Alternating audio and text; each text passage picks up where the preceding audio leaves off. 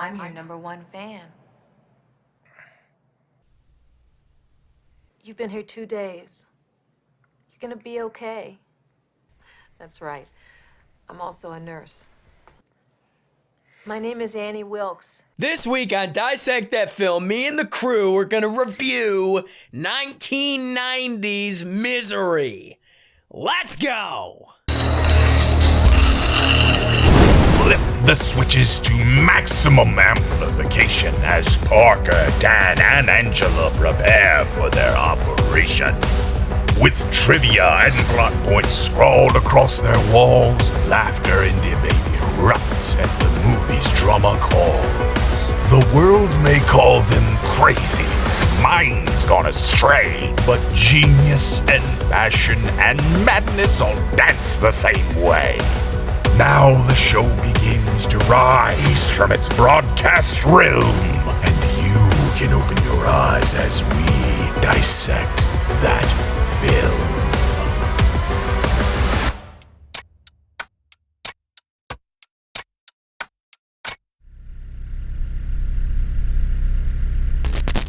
What's going on, everybody? Welcome back to the Dissect That Film podcast, a podcast that dissects the good, the bad, and the ugly of cinema. I am your host, Brett Parker. Joining me, as always, my wonderful co-hosts, Dan and Angela of DNA Gaming. And back once again to put another tally up on his guest spot tally, I guess you would call it. He is on the YouTubes. He's a filmmaker. He's just an all-around awesome dude. We got the official Joey C back in the house. What's going on, Joey? Hello, welcome back. Good Lord. Any excuse to flex. I can only flex this arm, though, because this is the only arm that looks good. I wore a white shirt today. I'm feeling really bright. Usually I wear all black. I'm happy to be here on Dissect That Film. And fun fact, I invited myself to this episode. I was just about to mention. Just want to point that out. I did invite myself. As one does. I got no shame. I wanted to be on an episode, so here I am. Yep. When Joey C sends you a message saying, I will be on an episode of Dissect That Film soon, you go, okay. There's not a chance I worded it like that. There's not a chance. Let's go back. I got it right here. I'm going to look it up. It's right here. That's funny. If I worded it like that, I am an asshole. Oh my God. I hope you did. He just says, fucking territory. No, he just said, new Joey C episode on DTF soon. Yes, I am inviting myself. So there it is. That sounds very professional. Yeah, that was. I don't know what made me think of it. I think I was thinking about our Abbott and Costello episode. I was like, that was fun. And then I came across the footage of me green screening myself into My Bloody Valentine or whatever. And I was like, we got to do that again. So here we are. There you go. We're back. Cheers. Listen, if you want to see all of the episodes that Joey's been on over the years, he has his own playlist on YouTube. You just go to our YouTube channel and there is a official Joey C playlist. It has, I think this may be your 7th or 8th episode on the show. Do you invite me to collab on those too? I think so. I think I mentioned that. Yeah, I think when that dropped, I think Tony actually messaged me. He was like, "Hey, are you doing the collab things on YouTube?" And I was like, "I'm getting there. I'm getting there." Yeah. When Tony talks, you listen for sure. But yeah, so Joey's back, and I'm very excited for this episode because, for one, the movie we're about to talk about is something very personal to me. It's one that I grew up with and have enjoyed every time I've watched it. But it's a little somber as well because this is kind of it's a tribute episode because the director of this movie, Rob Reiner, was tragically murdered a couple months ago, right? Yes. And been long. Yeah, it's like last month. And we figured why not pay tribute to him? And with that, a movie that holds near and dear to my heart. And that is 1990's Misery.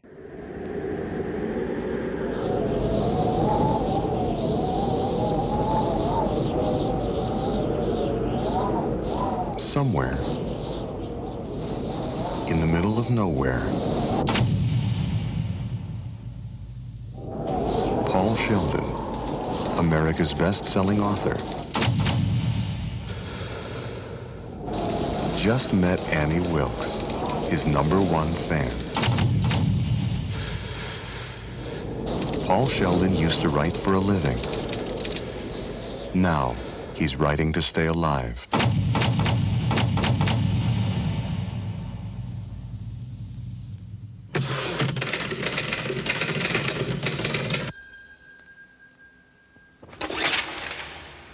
Now, it was shocking to find out that 2 out of the 4 of us haven't seen this movie. So you guys don't have history, and that would be Dan and Joey. It's okay, Joey. I'm not trying to shame you. I will shame you a little bit. It was on my list. Amen. But yeah, me and Angela have history with this movie, so I guess we'll be the ones to share it. Angela, what's yours? I have seen this several times. I have read the book. It's been a while since I've read the book, so I don't remember all the differences. But I could watch this many, many more times. It's so great. I will put that out there right now. I love this movie every time I watch it. So yeah, this is one I remember renting as a kid with my dad. Probably from whatever, the hole in the wall rental place that I always talk about, or the Hollywood Video that was down the street from my house. I remember renting it. I remember seeing the cover, and actually, this could have been a movie that my mom actually let me watch when I was too young, and she was very against me watching rated R movies until I was, the right age to watch rated R, where my dad was just like, I don't care, whatever. Yeah. 10. I remember going to see Watchmen in 2009, and I was 17 at the time. I was just shy of 18. So my mom had to bring me to see Watchmen, not knowing what was in store for her. And there's she that got far more really than she expected in that movie. There was that there's that sex scene on the ship. And she just looks over at me and she goes, "What is this?" just look her dead in the eye. It's called art, Mom. Cinema. Well, the funny thing was I had read the graphic novel before seeing the movie, so I knew that scene was in that was going to be in there. But do you think I told her? Nope, I wasn't going to do that. But yeah, this one I watched a lot growing up, rented it a lot. This was also on like USA a lot, so I remember seeing like the TV edited version, which has a scene, one of the like most iconic scenes in the movie, kind of. They cut away from it instead of actually showing you what happens. But most of it, I mean, this is a very like, when it comes to being rated R, I think it's for like a couple different things, because this is very mild rated R. Like, this is a movie that I could throw on with, I would feel comfortable throwing it on with like my 10-year-old, my 14-year-old, and not being like, oh boy, you got to cover your eyes for this, because there's not a lot of swearing. There's a couple gruesome parts. But other than that, It's not that bad. It is pretty tame. Yeah. With an exception of 2 particular scenes that we'll talk about. Yeah, absolutely. Yes. So, the people behind this movie, we got Rob Reiner as the director. He has done many, many iconic movies throughout his career. He started on All in the Family back in the 70s as an actor. Then he became a filmmaker, did movies like This is Spinal Tap, Princess Bride, is it All the President's Men? No, not All the President's Men. What's the one with Jack Nicholson and Tom Cruise? A Few Good Men. Few Good Men. A Few Good Men. Yeah. He just did the sequel to Spinal Tap last year, so he is very prolific in the world of film and television. It was written by William Goldman, who we've talked about once before on the show, as he was the writer of Ghosts in the Darkness. Oh, okay. Nice. But he also wrote Princess Bride, Butch Cassidy and Sundance Kid, All the President's Men, which that's where I was, I guess, getting that movie from, was the fact that he wrote that. I can see, that's fair. Yeah. This was produced by Andrew Scheinman and Rob Reiner.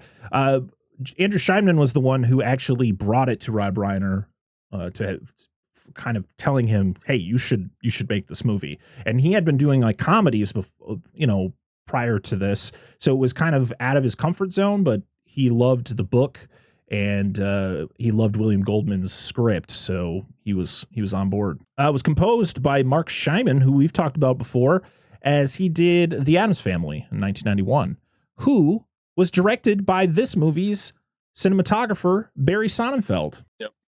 Yeah, all right. Men in Black guy. Yeah, this was literally his last movie that he was a cinematographer before going on to direct, because The Addams Family was his first movie, and he would do Addams Family Values, Men in Black, all the Men in Blacks other than International, and what was the other one we talked about? Oh, Get Shorty. We talked about Get Shorty. Yep. That's another good one. That is a very good one. This stars James Caan as Paul Sheldon. Kathy Bates as Annie Wilkes. She would win an Academy Award for her role as Annie Wilkes. She's so good. Frances Sternhagen as Deputy Virginia. I love that that's what her title is in this movie. Yeah. Richard Farnsworth as Sheriff Buster. Are these the two best characters of the movie other than Yes. Kathy Bates? Yes. Rocks. Dude, he's the best, and his wife fucking rules. Yeah. The iconic and legendary Lauren Bacall is in this movie. 40s, 50s, 60s, like iconic actress. She was married to Humphrey Bogart at one point up until his death in 1955, which every time I think of that is like, Humphrey Bogart's been dead for 80 years? That's crazy. Yeah. And we have a cameo by J.T. Walsh. He plays the state police, the cop after they find the car. Yes. I was like, I know that guy. Yeah, he's literally in that one scene. I thought he looked familiar. Oh. So some fun facts with this movie. They wanted to do a Broadway show years ago. This was like, they wanted to do one like within 10 years of the release of the movie. And they wanted Julia Roberts to play Annie Wilkes. And they were like, nah, we need somebody who's like, we need like a rugged woman, you know, who like not somebody like Julia Roberts. But in 2015, they did do a Broadway show with Bruce Willis playing Paul Sheldon and Laurie Metcalf playing Annie Wilkes. And Laurie Metcalf as Annie Wilkes seems like one of the most perfect castings other than Kathy Bates, because she is very good at playing a psycho. But What? a little bit. Yeah, a little bit. She plays a killer in a Scream movie, so Yeah. she's pretty good.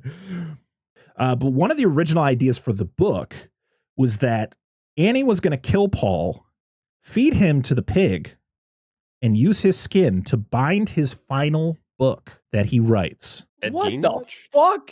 Yeah, pretty much. This is when we get the Necronomicon? Oh my God. And the crazy thing is, we talked about the fact that Laurie Metcalf plays Annie in the Broadway show. She plays Ed Gein's mom in that really weird Ed Gein show that came out last year. That was a show. It was. A lot of actors were offered the role of Paul Sheldon before James Caan took the role.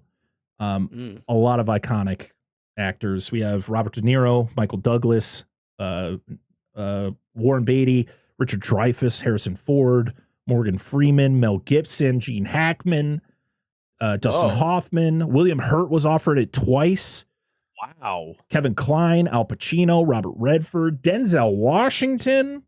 How much money went into this? And Bruce movie? Willis. Shit. But they all Whoa. declined. But the reason that James Caan took the role was because he heard that Jack Nicholson had declined it. And James Caan was offered the role that Jack Nicholson had in One Who Flew Over the Cuckoo's Nest, and ended up, that movie, critical acclaim and all that.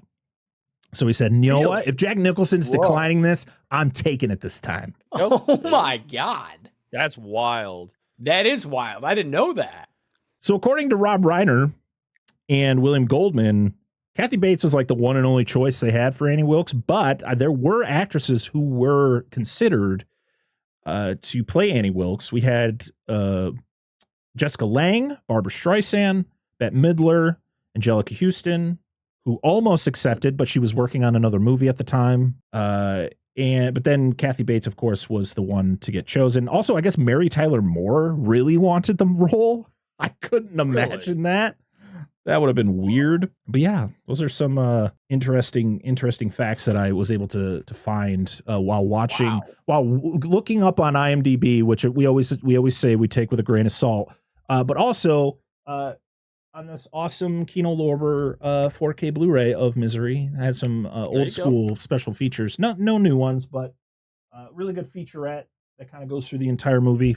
I think it was done in like 2002. And yeah, pick it up if you can. It's a really good 4K. But yeah, I think that's all I got for behind the scenes. I think it's time we jump into the plot of Misery. What do you all say? Yep, let's do it. Let's go. That's good to me. All right. You ready? It is time to dissect. That.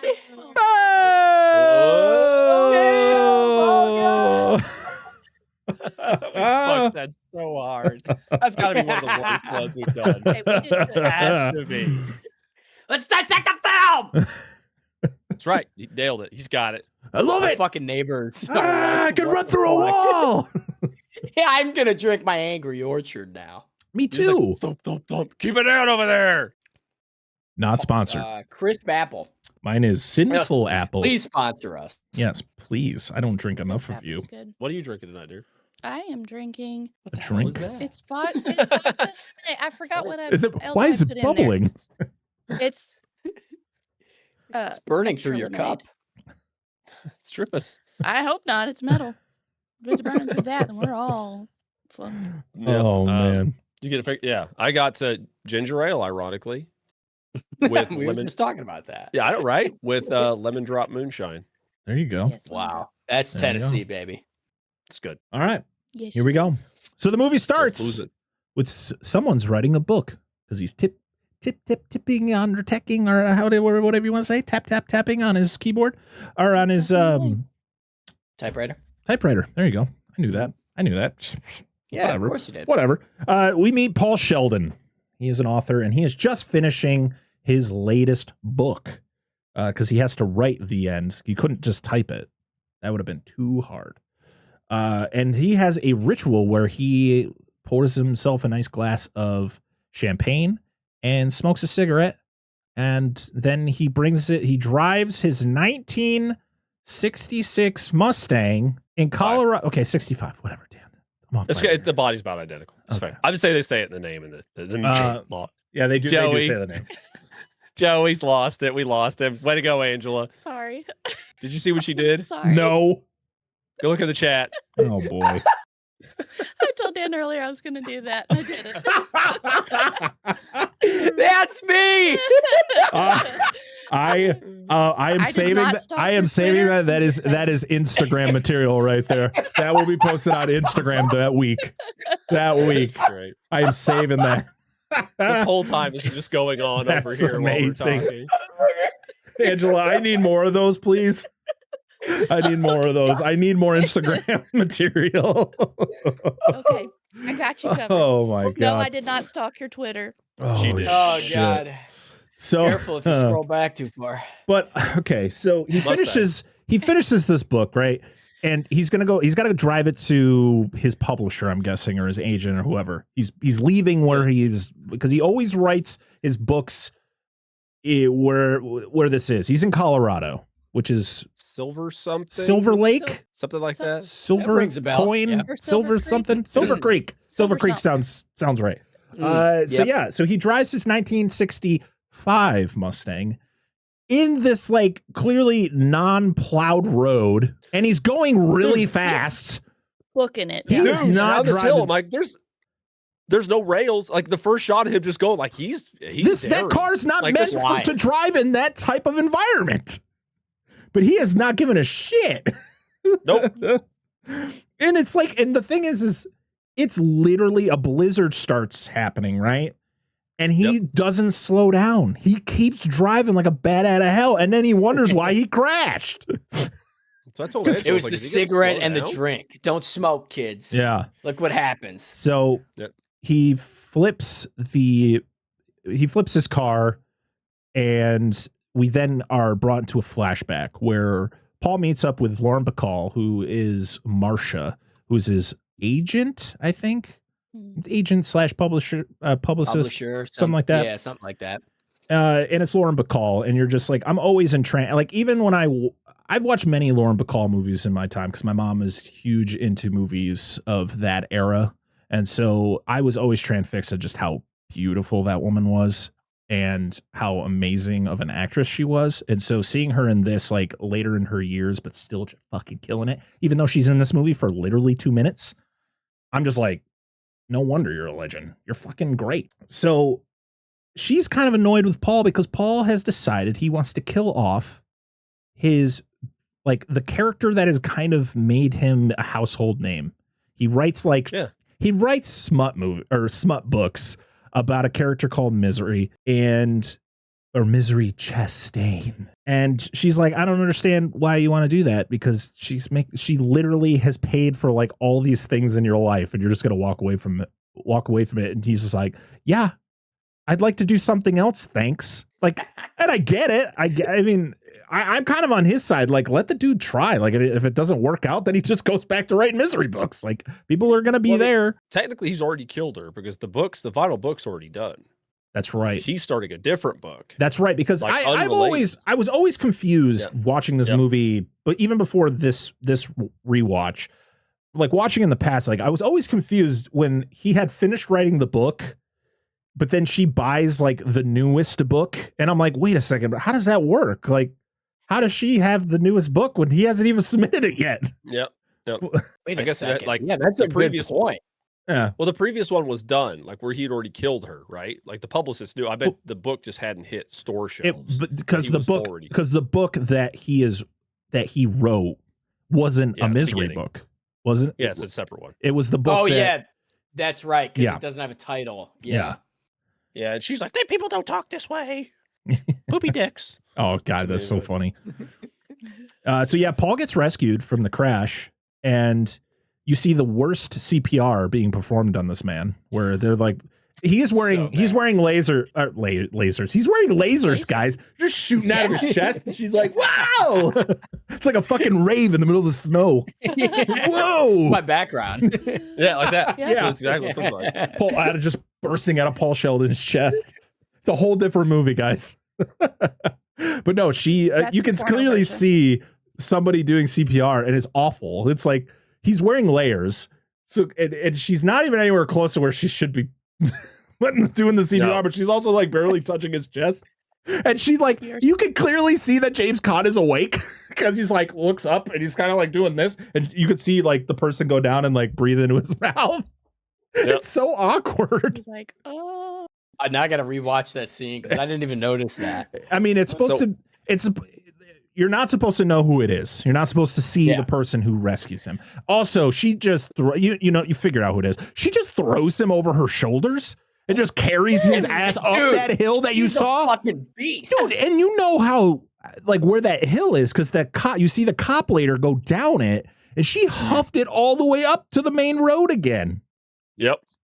Holy fuck. She's a mountain woman. Something that threw me off. I was literally just looking it up, and I was like, because I was thinking about how they find him in the wreckage. I was like, you dumbass, wear a fucking seatbelt. And I was like, wait a minute. Yeah. They were mandatory in U.S. vehicles until 1968. So he could have had seatbelts, but they were not mandatory. So, but cars that were made before the mandate, if you were caught driving one afterwards, were you supposed to put seatbelts in it? No. If the vehicle did not have seatbelts from the factory, in my understanding, you could not get in trouble because it's not original equipment. Yeah, they were right. Like, what are you supposed to say? Yeah, this car just doesn't have them. I don't know what to tell you. Yeah, no, it's like my dad used to have a 62 Galaxy, and I drove it a little bit, and it had one mirror on the driver's side. There was no passenger side mirror and no seatbelts. Wow.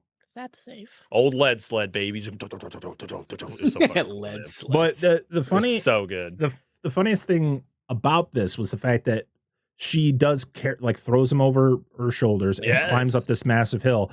But then there's a scene that happens later where you go, you carried this motherfucker up a hill. Why are you having a hard time with this task? We'll get to that in a second. Yep. Yeah. So, things are getting foggy, but all you hear is, I'm your number one fan. I'm your number one fan. And he opens his eyes, and there she is, like right there. And Barry Your skin smells Sonnenfeld, nice. yeah. So Barry Sonnenfeld, the cinematographer, used a specific millimeter lens, pretty much. Yeah, that's it. Perfect. They're using a 21 millimeter lens because that's the one that he said he used for those shots. It was specifically for wider shots, but it was best for because they really wanted to get close up on her face for a lot of it because it was more impactful. So now I feel like I'm too zoomed in. What's going on? What did you do to my camera? You did it to yourself. Take responsibility. Oh, Jesus. Whoa. Oh God. Yeah, Lower. Oh, it's gone. Oh, it's fucked now. I'm in night vision now. There you go. Going dark. Why is the Black Ops 2 music just like popping in my head? Makes you want to play Black Ops 2 now. Oh, I do too. God damn. I haven't picked up a controller in forever.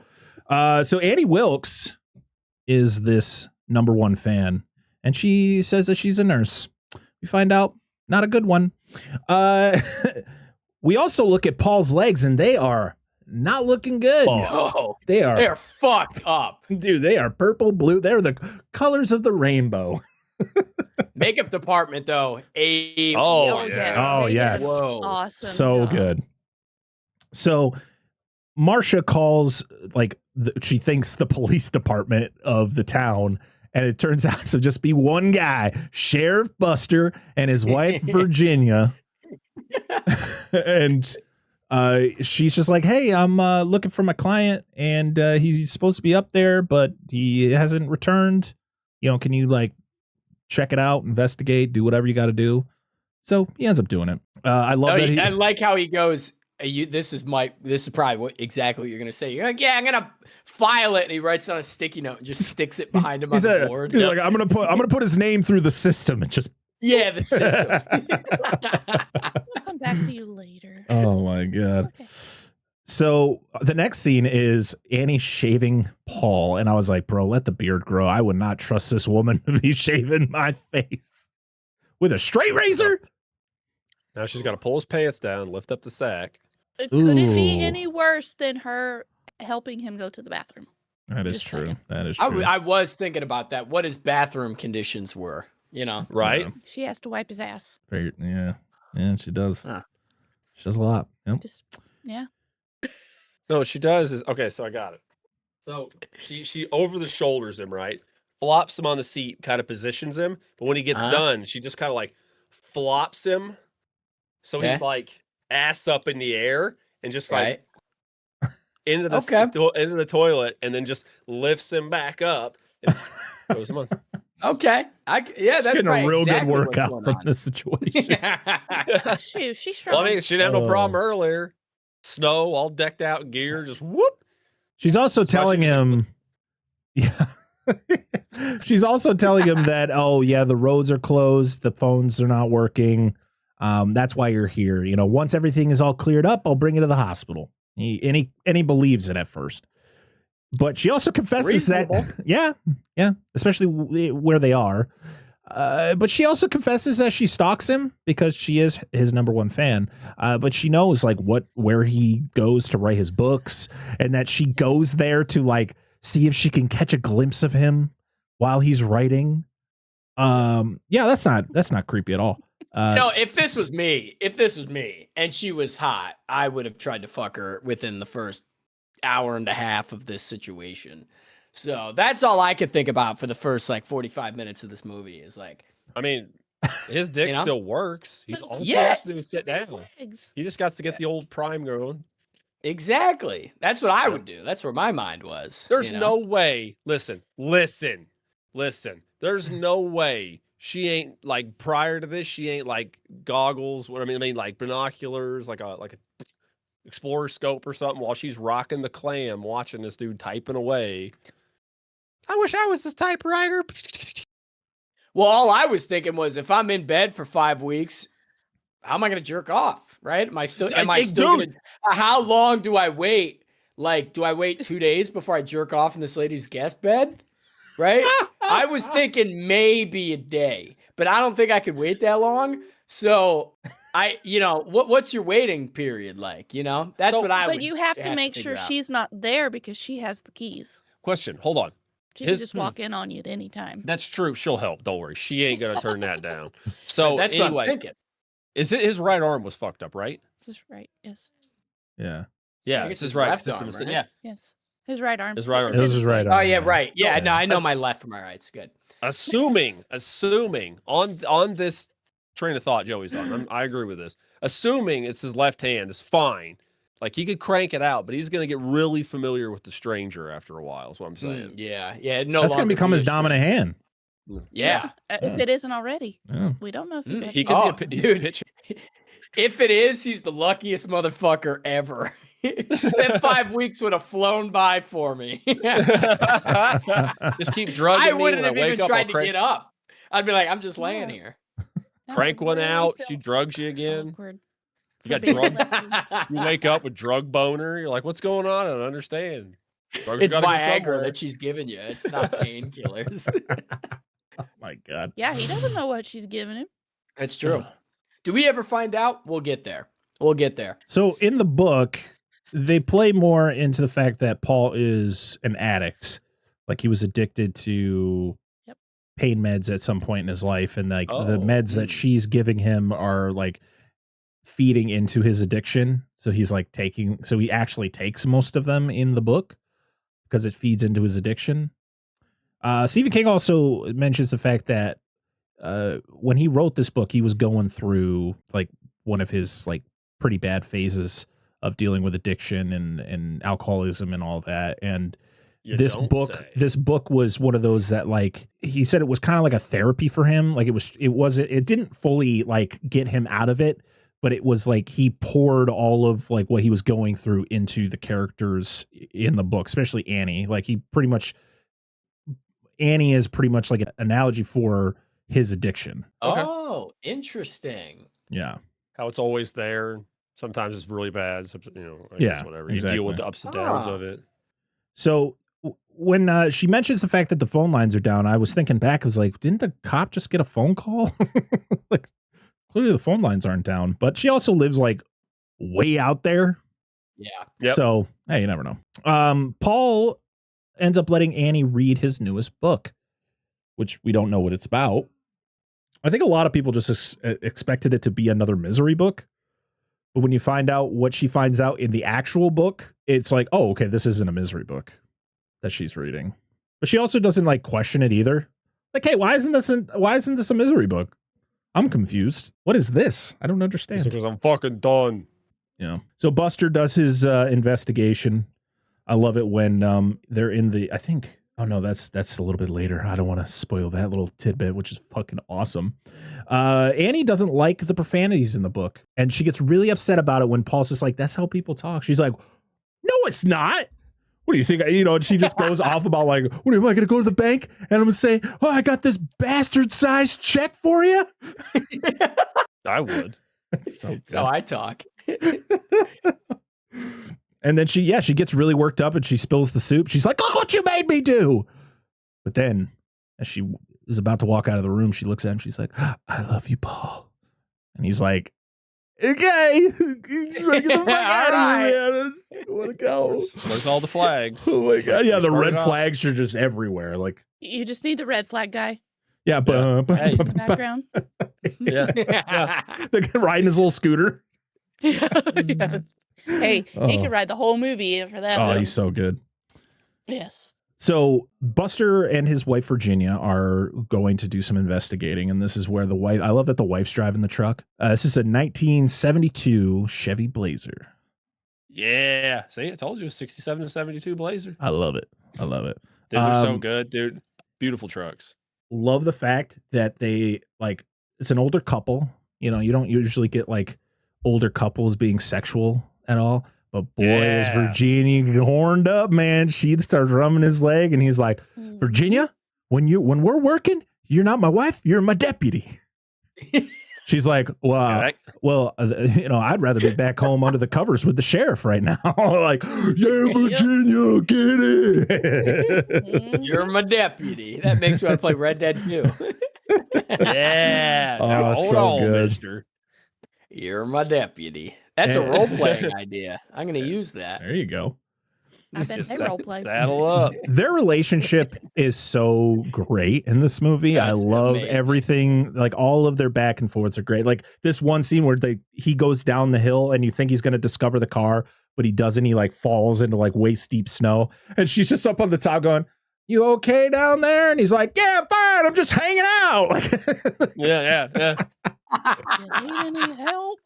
Oh yeah, you need any help? No, I just want to hang out here for a bit. It's fine. But that's when you notice that like just a few feet away is Paul's car. Yep. So we get to the top, and I love this transition of it's like a first person shot of a car driving down the road, and you see Buster and his wife in their car. And as this car passes them, the camera switches over and you realize it's Annie. I love that shot. Yep. It's so good. It's good. It's like a good oneer. Like it's not really a oneer, but you know how it's like a great transition shot. So Annie gets a copy of the new Misery book, and she continues her lies. She continues saying like the phones are down. You know, like I said, when everything clears up, I'll get you to the hospital. Don't you worry. Paul gets inject more drugs into you. Yep, I'm gonna keep feeding you the I know it drugs. doesn't happen, but Insert the drugs, all the drugs into your booty. Yep. The fact that she like shoves the pills in his mouth in the first place. Eat is like, Oh, sorry. choke on him. Oh, we get that later. Oh, we do. Paul meets Misery the pig. Yes. This pig's adorable, by the Best way. character. I love Yeah, I him. love this this pig. pig. Yes. I love Misery the pig. Love the I pig. always had, I guess, I've seen this movie so many times, but I always thought that the pig died in this movie. That she like ended up killing the pig and like eating it. Like it was one of those things where like they're having the dinner and it's like, what's for dinner? Pork. Misery. Have you seen Misery She says, lately? "Bam."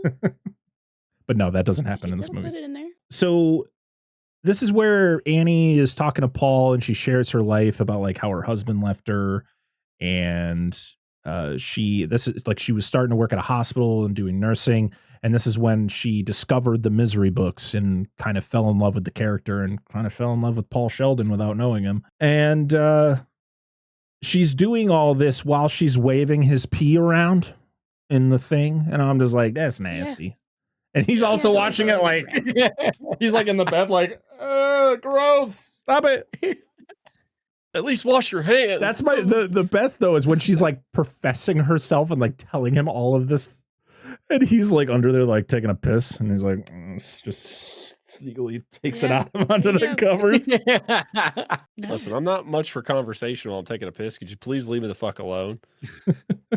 I got stage fright. Yeah, I know, right? I got to get a stream going.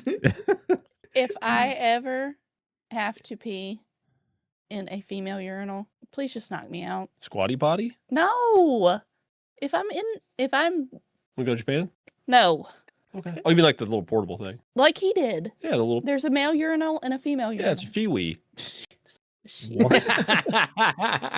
They do make those. Oh my goodness. Just kind of like suctions up. Just Like, knock me out and don't let me know. I guess I gotta leave. Like, do you want me to leave? Kinda.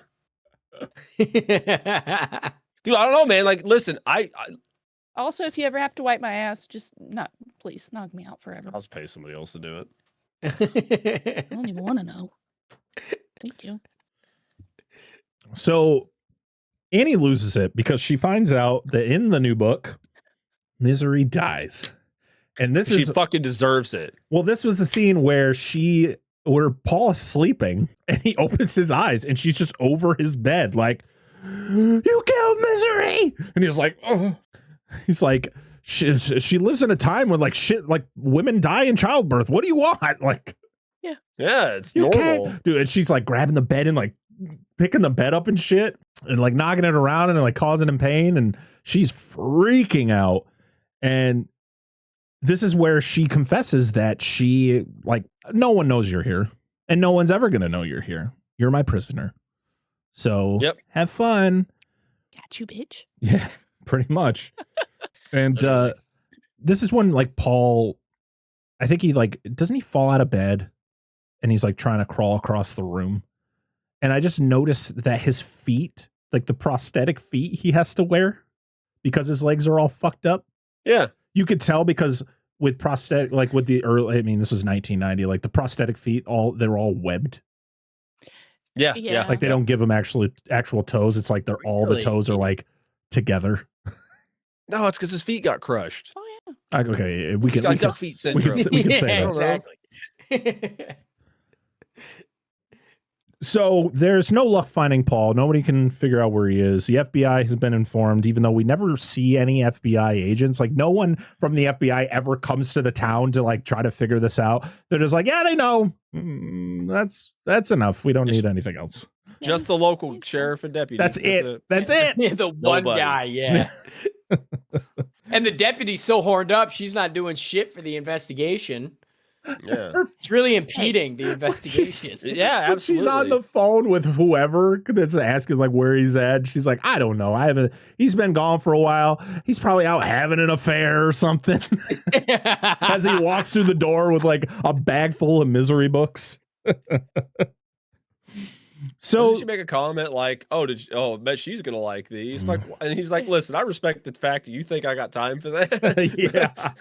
Comments about how she likes to read. Yeah. Oh man. Yeah. So yeah, because of her disliking of the book, she is like, "You're gonna burn your new book, and you're gonna write a new misery book, and you're gonna bring misery back to life."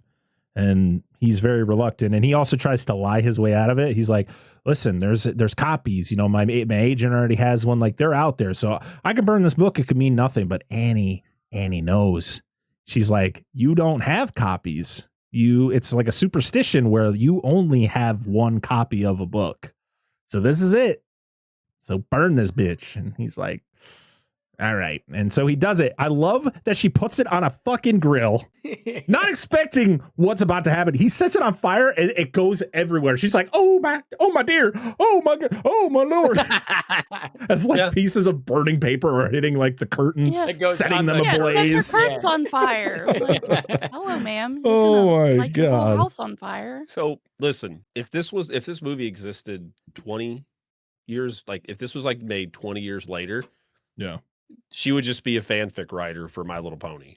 Like these people still exist. They just do fanfics on the internet. Oh, That's true. Absolutely. That's true. I mean, fanfics have been around even before. Like fanfics have been around since like the 70s. Probably even before that, but. Yep. You could go to ao3.com/officialjoeyc and you'll find my fanfic that I wrote. There you go. All right. Is it sweet? Oh, it's very dirty. Do I need pants on for it? No, it's encouraged to not wear pants. As I say, you might lose your pants in the for comfort, ventilation, and ease of access. You'll read the first sentence and go, I need to take my pants off. Yeah. This is going to be one of those. You just start working the old work boots off. Yep, here we go. I don't know why I have my work boots on to begin with, but okay. Yeah. It's like these ain't going down. This is the kind of story. The pants aren't going to be around the ankles. The pants are coming off. Yeah. Fuck yeah. He gets it. Like, so question. I don't know how long ago you did this, but like hypothetically, like if you were a writer or whatever, you did adult material and you submitted it to like a fan site or whatever. And my wife seems very unimpressed with this and uninterested in what I'm about to do. No, if just like there just needs to be a thing on there like, did I crank it to this book? Yes, or this. Just entry, click like, just so I know. There's like it's like you should have like thumbs up, thumbs down, and like did I crank it or whatever whatever you end up doing, massage. That's what crank, I need to whatever. know. Yeah, did you pleasure, yay or nay? And like that, like you keeps a running tally. I'd be like flattered if I wrote that kind of stuff. Like hell yeah, I would be stoked. Mine has 400 views. I'm like, whoa, what do you mean? At least one of those person had to have done it. Oh, at least, dude. All of them. They're probably mostly women too, which is awesome. There you go. It worked. It really worked. You may have to repeat that later. AO3.com/officialjoyc. AO3. Yeah, archive of our own. Come on now. Oh, the I don't know. fanfic site. Okay. It sounds like a fucking hair care product. AO3. I'm like, yeah, I should put that in my hair. You could shampoo your hair with Joey C's cream. Yes, it's all natural. It's all natural. It's good for you. Oh, Who would have Don't thought get in your eyes. Who would have thought that our misery episode would be the dirtiest episode we've had in a while? Well, Lord. Angry Orchard. It is So- Angry Orchard. A helicopter starts flying around, trying to find him, flies over the Wilkes house. The pilot of the helicopter is Rob Reiner himself. Yep. Paul starts hiding the pills. Yeah, it was. Yeah, he starts hiding the pills in his bed. He like cuts a little hole in the mattress and shoves those pills in there for a later date. Annie sets up a writing station for Paul so he can write his new book. He's got the typewriter that has, I think the N doesn't work, which I guess that was very similar to a typewriter that StephenKing used while writing some of his books. Oh, Really? Mm-hmm. I guess in the book there was more letters that didn't work on the typewriter. I think it was like up to 3 letters, I think, on the typewriter that didn't work in the book.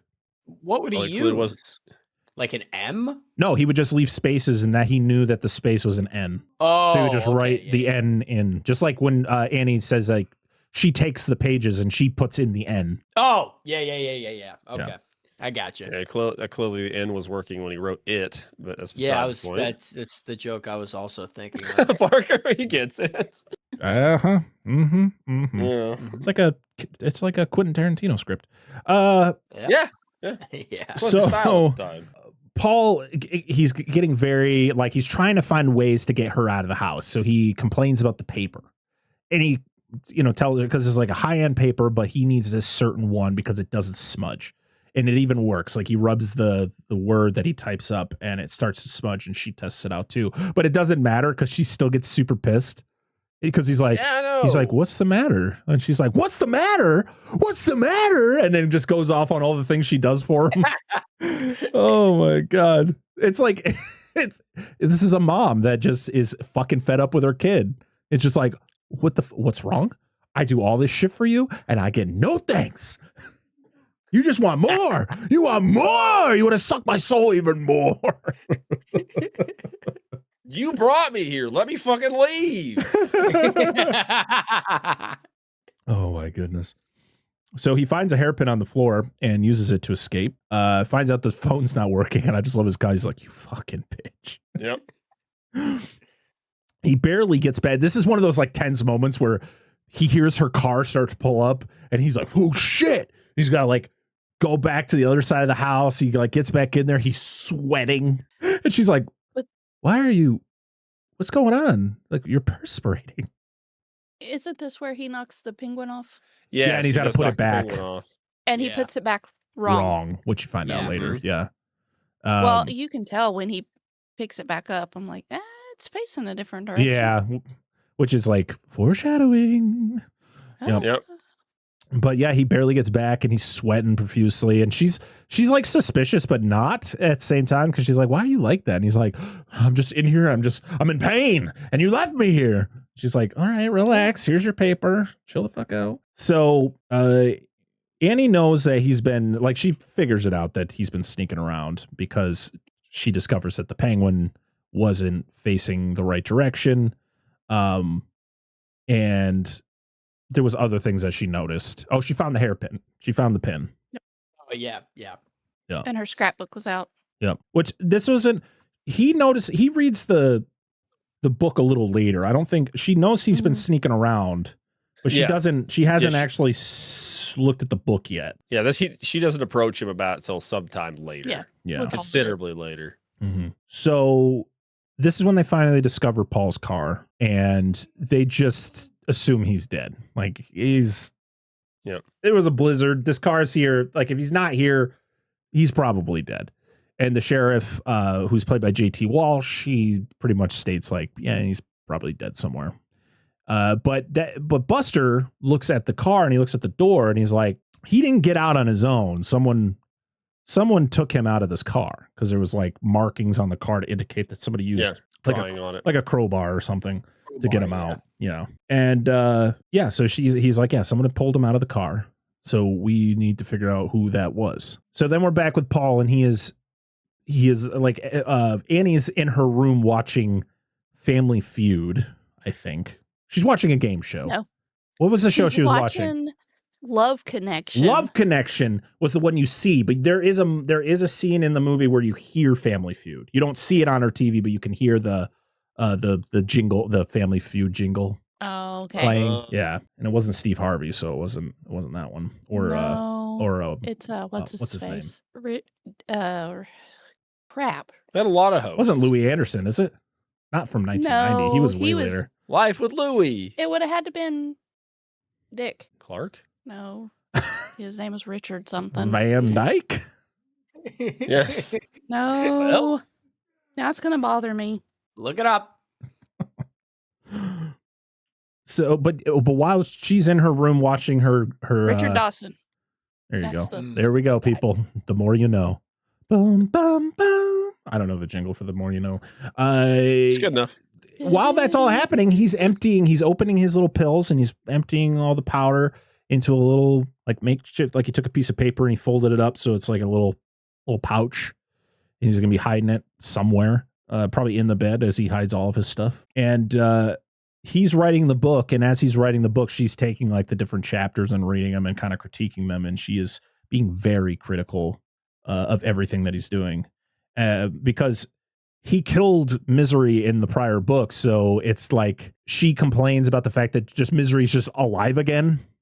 Like there's no good explanation of why she's alive. So she talks about like back in the day, you would go watch like those old serials where they would like show like somebody drive off a cliff in a car and it would explode. But then the next one you would watch, it would be like somehow that person miraculously was alive again.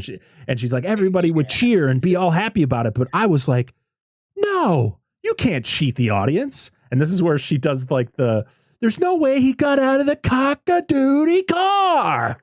Yeah. Her profanity is fucking priceless. All I can think of is that meme of just like, watch your profanity.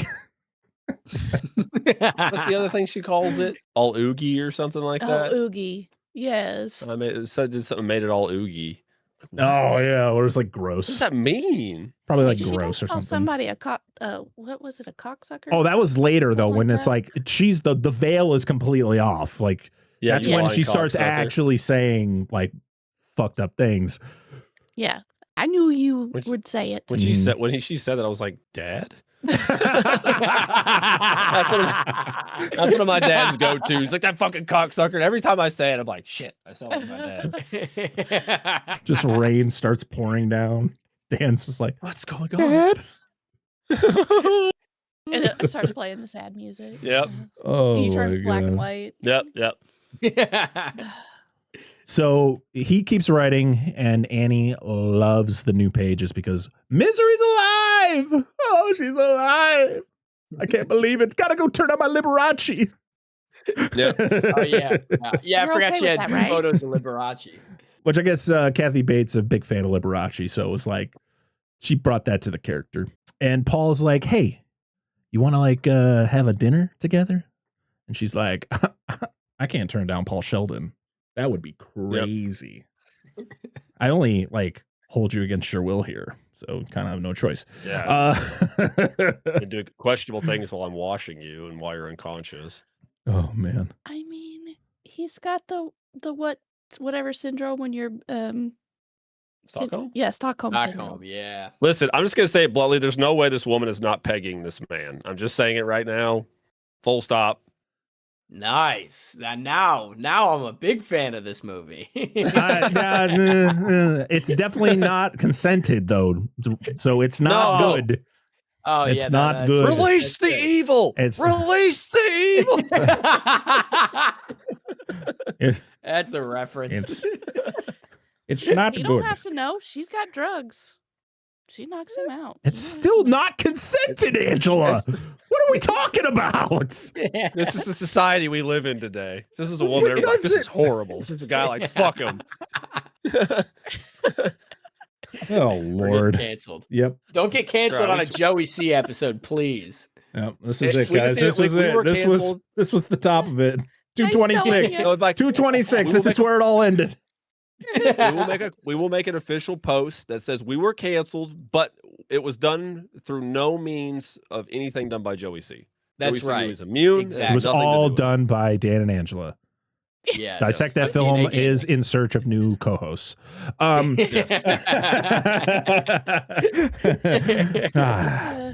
Parker, Well, if we end up getting canceled, Parker you'll wasn't know on whose the fault side it of the is. right side. This one right here. I'll follow that sword, God. that strap on, whatever. All right. Yeah.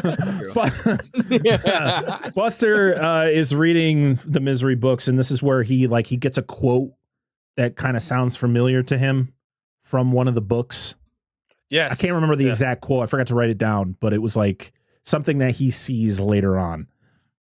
And his wife is just so funny because she's like, Oh, yeah. how's your book? Because he just keeps repeating the line, and she's like, you okay?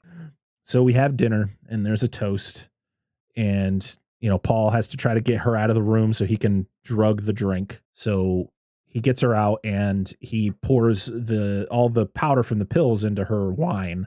And when she comes back, she spills the wine. So it's one of those moments where he's been working at this for however long he's been there. You really get no time frame of how long he's actually been in the house, but that it's been taking a while for him to actually empty all those pills into that pouch. So when she dumps that wine, of course he is defeated, but also the audience is just like, oh no. Oh God, it's just, Yep. oh, and he has to play it off like nothing happened. Just flashes black and white, just says wasted over a picture of his face. You were dead.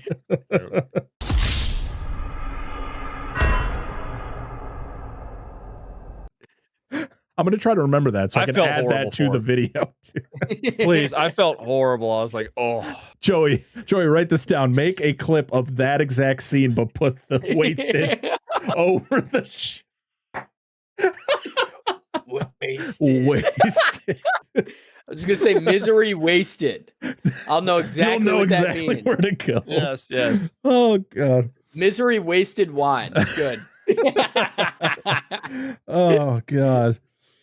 So and then of course she's like, oh, can we just forget that ever happened? And he's like, oh, of course, cheers. But inside he's like just dying. So that was horrible. We then get a writing montage where it goes on for like a good few minutes of him just typing on the keyboard or on the typewriter. I don't know why I keep saying keyboard. It is an early keyboard, so I guess I'm not wrong. He also is working out with it too. He's like picking it up over his head because he's practicing for something that happens later. Hey, he's also probably just trying to keep in shape since he's been in this room forever and he's been in this chair for a while. Yep. So we get to the scene where it's raining. And Annie walks in and she's looking a little down in the dumps, and she's got a gun. Eeyore. Yeah, she's got Eeyore with a gun. Yeah, she's got. It's not funny, Dan. This is sad. But she's also a psychopath, so I guess. Yeah. 6'7". Yeah, exactly. Hell. And these what? I had to. I hate it allow as me much to be as one you. of the oldest persons in the room. This whole 6'7" thing came up, and somebody explained It's so it to me. stupid. I was like, It doesn't make any sense.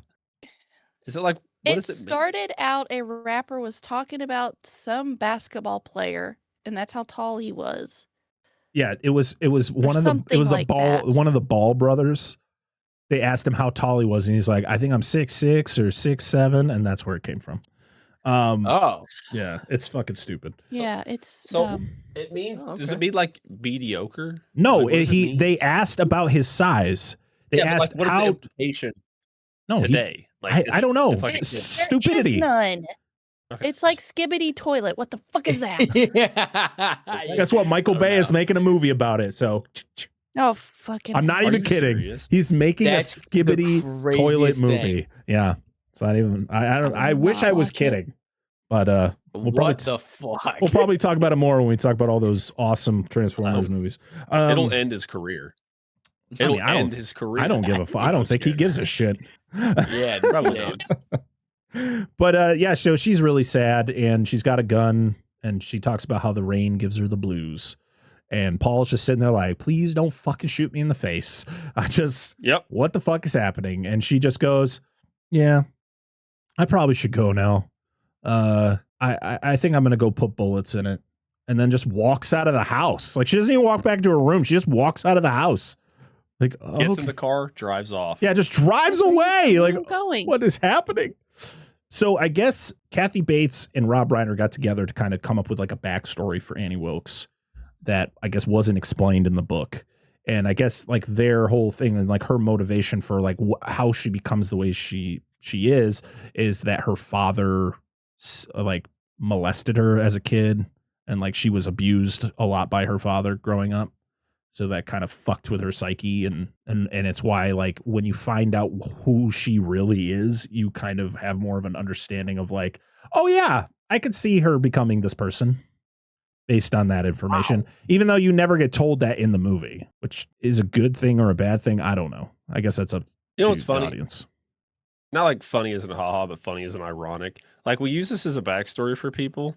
Like people was molested and treated bad, which fair. It could fuck people up. I get it. But then there's like that happens to people, but then they're like, they're fine.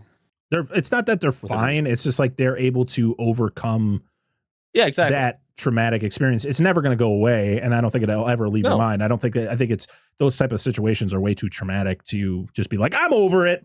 Like moving on. Like they just find a way to move on in a way where it's not going to affect their overall life. But like that's like serial killers, like most serial killers, they'll talk about like, yeah, I grew up and my dad, molested me and stuff like that. It's like, but it doesn't justify you being a serial killer. Like, just get some help. It doesn't. Like, I don't think going and killing somebody is going to be like, well, guys, he was abused as a child, so maybe we give him a pass. But what about the 35 other women he killed? Nope. Okay, maybe we should start taking this serious. Like, what? What are we talking about here? Like, I'm not saying what she's doing is right at all. And also, the annoyance that I have with that is the fact that they don't mention it in the movie. Like, there's no indication that she was, but it was just like a behind the scenes talk that they had, and they were like, "How about we have this as her backstory?" Okay, well, maybe explain that to the audience, even though it doesn't justify her actions and what she did before we even meet her in this movie. I don't know. Context. Yeah, exactly. We don't need to be spoon fed everything about somebody, but at least. But the fact that you tell me something, but not put that in the movie to kind of maybe give some sympathy to that character. I guess maybe it's because we don't want to show any sympathy for the character. I don't know. Yeah, so Paul gears up. He gets a bunch of stuff, and Buster is really getting into the books, and this is where he finds that line that we talked about earlier. And Paul goes into a room and finds like the memory lane book. And he goes through all the things. And also, like, so we find out that Annie was a nurse and a bunch of babies died, like, under her care. Yes. And also you find out, like, she was also responsible for, like, elder death, too. Like, she was killing kids, like, babies and, like, old people. Well, I'm wondering what happened, because it sounded like, and now these headlines went by kind of quick, so I could have misread a couple of them. But it seemed like she was, like, doing very well in the beginning. Yeah, she was getting like awards. Successful. She was like top of her class. She was doing good things. Yeah. But we then see the fact that like as the pages are turning, you're finding out like the darker side of her. Like babies were dying under her care and this, that, and the other. So this was slightly based on an actual case for Janine Jones, who was responsible for killing up to 60 children. What the fuck? Looking this up immediately. It's Google. I read a book on her. Genane. Janine or Genea. I don't fucking know. I can't. The handwriting is so tiny. But yeah, I guess she was responsible for killing up to 60 kids, kind of in this similar way. But yeah, but the thing is like, so is Annie proud of the fact that she killed babies? Is that why she's keeping the newspaper clippings? Like, so like, do we classify her as a serial killer? Did she do all this on purpose? Like, it's one of those things where like, I guess, I don't know if it's like trying to like fully form who Annie Wilkes really is comparative to like, she's going through some tough times type thing. It's like, no, this woman's a factual fucking psychopath. Well, they mentioned a few times in the movie, and it's mentioned a little bit earlier on, is obviously she has a rage problem. Very, very much so. And she mentions, when I was on the And like she's like, I'm sorry. Sometimes I just blank and space out, like when I was on the questioning stand or whatever, when I was in whatever, when they're asking her questions in court, and he's like, then it's just kind of like skipped over. It's glossed over after she says it. So I think it's just she gets pissed and just kind of blanks out, allegedly. Either that or she's bipolar because it's almost like she likes that attention from the newspapers. Yeah. She has a lot of newspaper articles. I mean, she did keep it in the memory lane. So there is a featurette on this Blu-ray that was, I guess, on like the original DVD.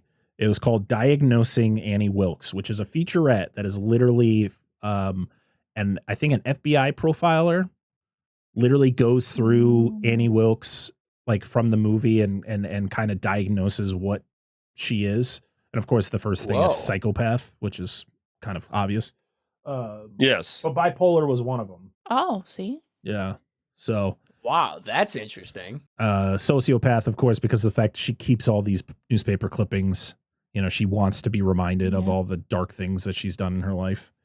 So yeah, this is when we get one of those scenes where I feel a lot of people can't watch it anymore. Like it's one of those like hard to watch scenes. And that is the hobbling scene. And it's not even just the act of her doing it to him, but it's what she tells him about, like, there was miners in a certain country that would like steal diamonds, and the way that they would get him to not be able to run away was they would hobble them. Yep. And so she puts this, a block in between his legs, and him just begging, like, just don't do this. Like, whatever you're thinking of doing, don't do it. She's like, nah, I got this big sledgehammer. I'm going to do something with it. And fucking, and you see that first one just go right in there. God. I jumped out of my seat, dude. As a skateboarder, that's like my worst fear. Oh my God. So I've already done that. Not with a sledgehammer. My own body. Oh, God damn. True facts. So in order to accomplish the shot, the bed was like cut in half, or they put a hole in the middle of the bed. James Caan put his actual legs like through, so it was like resting on the bottom underneath the bed. And then they had the prosthetic legs that were made like filled with gelatin. And then they had, I think in the foot, they had like some sort of mechanism that would get it so the foot would actually go in the direction they wanted it to actually look, when she were to hit it. I do like the fact that you only see the one ankle get hit. The other one is like off screen. Yes, thank you. We know what's going to happen. We don't need to see two. His reaction is fucking awesome. Like, because it's so genuine of just excruciating pain and like just like this like saliva forming in his mouth, just of like agony. Oh, yeah. Oh my God. Yep. And he sold it. His whole face down to his neck turns red. Like like he sells it. Gets it. There's something I read where James Caan showed up to set hungover one day, and none of the shots were usable. And so he paid out of his own pocket for another day of shooting because he felt bad. Oh, good on him. Yeah. Stand-up guy. He also didn't have a great relationship with Kathy Bates during filming, but I guess they later became like good friends. And she actually talked about the fact that she like really enjoyed working with him. In the book, though, this scene is Annie cutting off his foot and cauterizing it with a blowtorch. Oh my God. But that ain't growing back, boy. When William Goldman wrote the script, he thought it was too gruesome for the story that he was writing. It was just too much gore. So that's why we got the hobbling. Ouch. Yeah. So Buster does some investigating and kind of he gets a little suspicious about Annie. He's in town and he sees her like driving through town. She almost gets in an accident and she starts yelling, her form of profanity at the guy, and is just all pissed off. And he goes into the like general store that she was there. She was just there, and he goes in there and he's talking to the guy, and he's like, what was she buying? He's like, paper. He's like, what, like newspaper? He's like, no, like the typing paper. He's like, oh yeah, nothing weird about writing paper. Doesn't want to play his hand in anything. Doesn't want to accuse anybody of anything. So he kind of just moves on. So he goes, yeah, I'm going to go pay Annie a visit. Goes up to her house. And, of course, she's lying through her teeth about everything that's going on. Everything's fine. This, that, and the other. So she goes off to get him, I think, a tea. And he goes upstairs to like hot cocoa. And he goes upstairs to investigate more. And you think he would be quiet about it? Like make it so she doesn't hear him. And he's walking up the stairs like like the stairs. True country style. It's just like, yeah, whatever. Yeah. I don't care. Plus all that old hardwoods is going to transmit sound like no. The thing that bothers me is like, why are you not listen? I know we know exactly what's going on. He doesn't. Why would you not be more aware of your surroundings, especially if somebody you're suspicious of doing something questionable? Yeah, you'd think. Yeah, you'd think. But I forgot to mention that Annie just throws Paul into the basement and throws his wheelchair down there too. I was waiting for her to just dump him down. Yeah, that's what I thought she was gonna do. Nah, she drags his ass down there. Well, like I was mentioning before, like when you first see Annie, before you actually know who it is, she carries a grown-ass man, dead weight, by the way, because this man is clearly knocked the fuck out, up the side of this hill to the main road on her shoulders. But there's a scene where she's got to pick him up from the floor to the bed, and she is having a tough time. She's like, yep. You got to help me, Paul. I can't. My legs don't work. Hey, she's got all them drugs in her closet. She should have just taken some. True. Fucking like she's like juicing up. Yeah. Oh yeah, you definitely. Never know what she's got in there. Listen, you see all the stuff she's got in there. I have a theory of what they should have done, but we'll talk about at the end. So Paul's in the basement and he makes a noise that alerts Buster. So Buster opens up. He finds it's got like the basement has like a hidden door, which is cool as shit. Yeah, and he finds a way to open it. And when he does, he's like, "Mr. Sheldon," and then boom, a massive blast just right through him. And I was like, "No, Buster!" Shoot, I know. My God, fucking blast this man. We got to ask our resident gun expert if that's realistic. I don't know. It depends on what shot's in it. I'm assuming it's double-aught buck. That would take a lot of energy to push him all the way through him, though. That is big blast out the front. Yeah. Yeah. I'm not saying some of it wouldn't make it through, but the pellets got to go where the shot was at, through the back, through the spinal column, through the rib cage. I mean, it's going to be gnarly. It's going to look bad. I don't know if it looks exactly like that, but again, it depends on the load. So depends on the load. I'll keep that in mind. Yep. No, that's what. Hey, that's how it works. So, yeah, Buster's dead, and we never find out if what happens with Virginia. Does she go off and remarry and get horned up on some other man? I don't know. I feel bad for her because we love Virginia, and we loved Buster, and Buster's death is definitely one that like you feel. You're like, fuck, Christ, sucks, man. And of all of the people, had to be him. Yeah, I know. Son of a bitch. She's gonna go get the store owner. He's a big brother bear. He's definitely a bear. Yeah. Yeah, for sure. Come on, big boy. Let me rub your leg. You won't turn me down, will you? Oh my God. So Annie pretty much has a plan that she is going to pretty much do like a double suicide. She's going to kill Paul, then kill herself. But they have to finish the book first. Okay. That was Paul's idea. That's right. He's like, yeah, well, I'm cool with this, but let's finish the book. She's like, okay, I guess. And I'm just thinking, got to give misery. We got to have misery live forever. Yes. We have to finish the book. And he steals lighter fluid while he's in the basement when he talks her into stuffing that. things in his pants. Straight in his butt. True. I'm sorry. Yep. He's been to prison before. He throws that lighter fluid into his pants, and that top is not on it. So like, if he moves a certain way, it's just getting lighter fluid all over his pants. Looks like he pissed himself. Just smells like straight up like alcohol. Oh God. So he tells Annie, "Hey, I got to have the end of book essentials, right? You know what I do when I finish a book?" She's like, "Oh yeah, got to have some. What's the champagne called? Don Perignon, which is what she calls it. Don Perignon. A cigarette. Yeah, gotta have the essentials." So she leaves. What he likes before. Yeah. So she leaves, and he gets it all set up. He rolls up a piece of paper, puts some lighter fluid on it. It's got the match, and she drops everything, and she's like, "You can't do it." And he's like, "I learned from you." Lights that bitch up.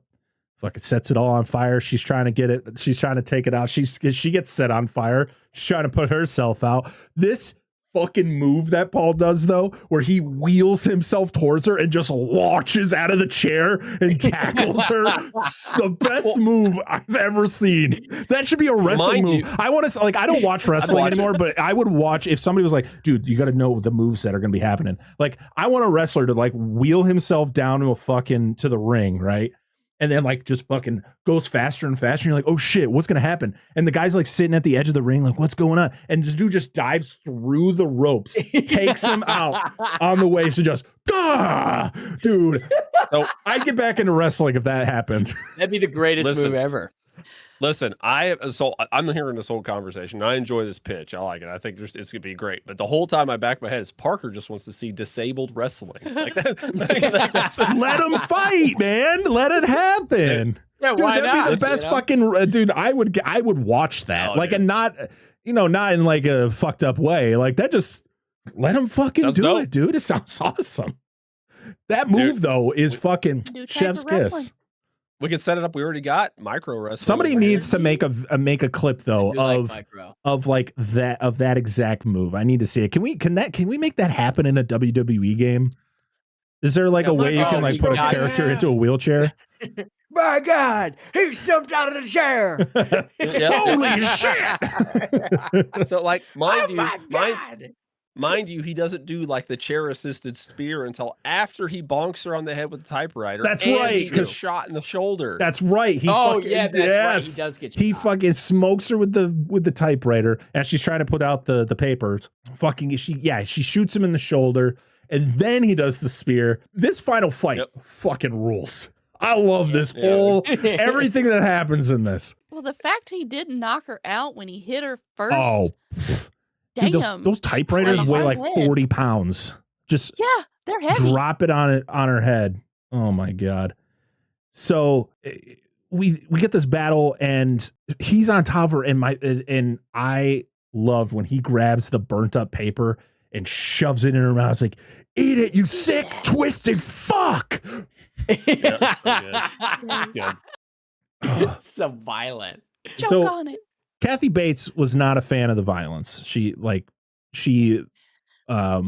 enjoyed like doing like certain stunts when it felt safe, but there was, I can't remember I think it wasn't the papers being shoved into her mouth. It was, she said when he grabs her head and starts like bashing it into the floor, I guess there was a rubber mat that was under her head, but she still said like she could feel her brain just rattling around inside of her head. Like every time he was doing that. And she was like, I wasn't a fan of that. Damn. That's fair. She got older. She's in American Horror Story? Yeah, she does. Yeah. She's been in a lot of those seasons. She was brutal in some of them. She played freaking what was that like crazy bitch from like the 1800s who used to like drink blood, and she like kept slaves in her attic. She lived in like Louisiana, or maybe she was from a different country, but they like based her in Louisiana in that show. I can't remember what the hell her name was. I'll post a picture here when I figure out what her fucking name is. I can see it. Is it based on the old story of the lady that bathed in virgin blood? Yes, something like that. It's Elizabeth Bathory. Elizabeth Bathory. That's it. She played a fictionalized version of her in one of the seasons. There's a new season that they're going to be making that's going to have like a lot of the original casts. I haven't watched it in like 4 seasons because they've been fucking terrible. But if they're going to have all the original cast, if they're going to bring back all the original, like Evan Peters, Jessica Lange, Sarah Paulson, Kathy Bates better be there, even though she said that Sarah Matlock's her last role. So good in she's so good in everything. But yeah, this whole battle is just fucking awesome. What is she gets hit by something first, or does she get hit again with the typewriter, which then like you think she's dead? Yeah. Right? I think so, remember all the blood on the floor. She gets knocked over into and it hits like like in the corner, right? Right. Yep. Yeah. She does the corner. And I think she's dead. Yeah. And so he crawls out the door and I was like, she's bleeding from her temple. She's probably dead. This is where we get the jump scare where she jumps back on him and she's just covered in blood and she's like getting him. Gross. And then she reaches, and it's ironic the fact that he reaches for the pig statue that's on the floor. It's like a door stopper. He picks it up and fucking smashes her in the face. And then she's dead. Right in the forehead. The whole time. When the pig shows up and then when he reaches for the thing, I'm like, you could be a big pig too. You could be a big pig too. There was so many books that said that. We literally did this out loud. And then when Misery shows up on the side of the bed, like, you could be a big pig too. Like, we're all big pigs down here. When William Goldman was writing this part of the movie, he wrote it as like a fucked up love scene. It was like her, like, it's a brutal like fight between these two characters, but it's supposed to be like, this is the closest these two characters were going to get to having sex. Like that was kind of the feeling you were going to get. Like, she says she loves him and he plays it off and says he loves her. So it's, so she's dead. Paul's all better. I mean, he's not really better. He's walking with a cane. He's definitely gonna be living with that limp for a while. But he wrote his new book, which has nothing to do with Misery, and it's doing really well. It's actually like getting way more praise than the Misery books ever did because like people are taking him seriously. And he sees something he doesn't want to see because she talks about like, hey, maybe you should write a book about your experience. He's like, yeah, I should just write a book about the most traumatic experience of my life. Like, let's relive this. Yeah, I'm good. No. But then he sees Annie pushing a cart towards him. He's like, I do, once in a while I see her and she comes up, but then it turns into somebody else. And they're like, are you Paul Sheldon? I'm your #1 fan. And he's like, great. Thanks. Yeah. Thanks a lot. Fuck away. Yeah. I'm moving. Get a new waitress.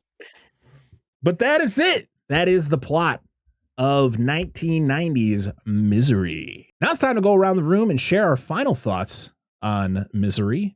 And we're going to start with our guest, but we're going to add a little caveat that I'm going to try to remember to do every episode going forward. So we used to do a ranking system where we would, if a movie was good, it gets the Dissect That Film seal of approval. Then there's the It's a Movie ranking, which is kind of like in the middle. And then we're going to have a third ranking, which is just called It's Trash.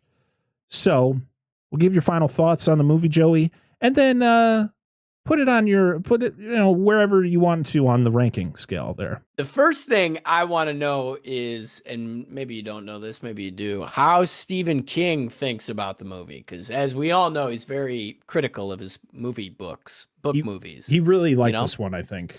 From what I've read, he likes this movie. Yeah. Okay, that's good. I was curious about that.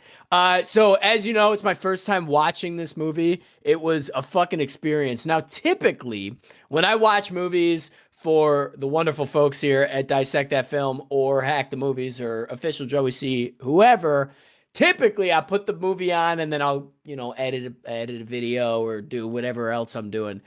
This movie had my full attention from start to finish. So much so where I can't believe I'm going to say this. I want to go out and read the book. And I'm not much of a reader per se, but I definitely want to read this book. Now, after we are done recording this, I'm actually going to rewatch the movie because I loved it so much. And I can't believe that I waited so long to watch this movie. It's been on my radar for a long time. There's a lot of movies that I haven't watched, like Forrest Gump or Die Hard, believe it or not, that are on my list. I'm waiting for a special occasion. I know, you're shocked. You're shocked.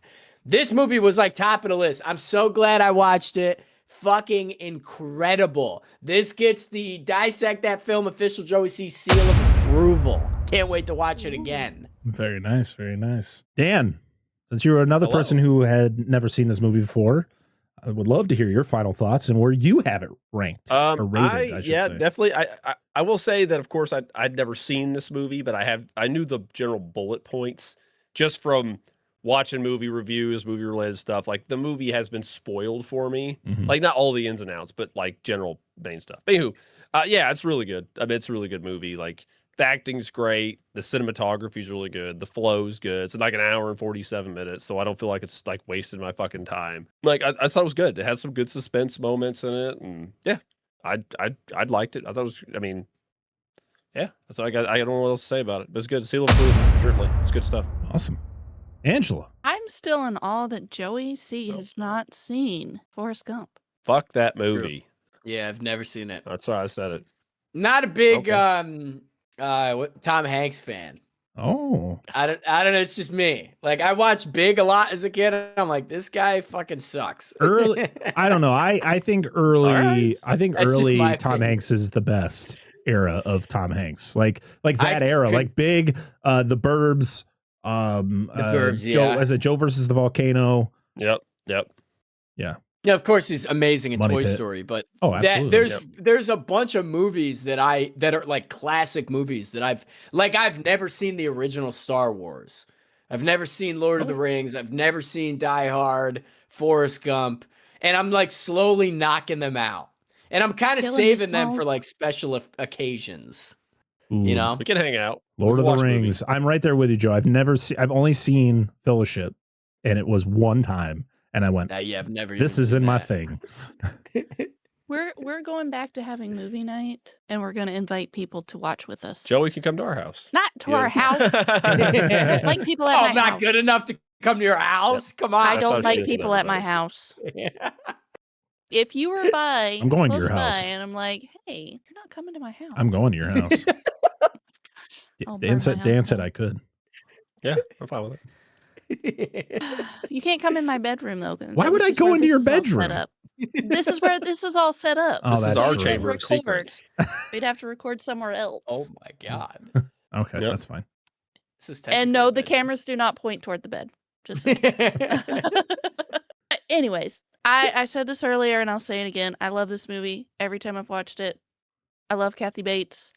If you have never heard her narrate a book, she has narrated I just had it pulled up. Silence of the Lambs. Oh, she's narrated that. Yes, I have heard her. Oh, I just listened to an audio. Good. I just listened to the audiobook last year and it wasn't her. She's done it. Damn. Because I had pulled it up while I was still working at Walgreens overnights, and I was like, she narrated a book? I could listen to her. Her and Idris Elba are my two that I could listen talk all the time. But audiobooks. I should get into that.